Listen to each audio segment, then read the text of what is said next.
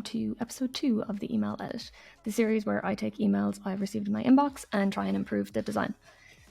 Disclaimers of every episode: design is of course subjective. These suggestions are based only on my personal style and experience, and I have some rules. The rules are: I must use emails that I like, I must keep as much of the current content as possible, and I have only 30 minutes to tweak these.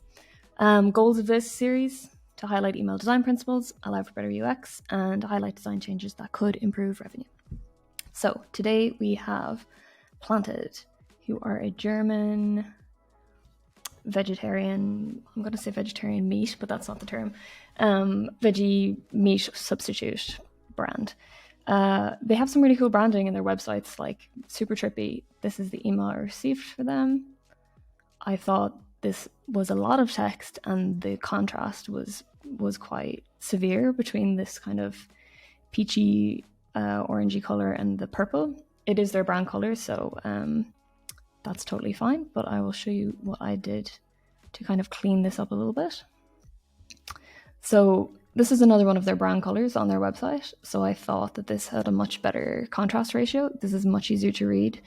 I also just cleaned up the padding on the text. I think I've kept most of the text. I think I've gotten rid of this headline. Apologies if you don't speak German. I speak very little. So I got rid of this because I didn't think it was relevant. I just kind of tidied up the padding, but everything else is pretty much the same. Their button is very big. I wanted a smaller button that, felt more like your eye was naturally drawn down to it.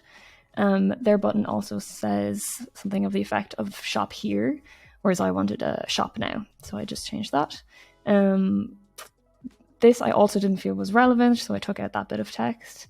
I also went through all of their social, all of these icons.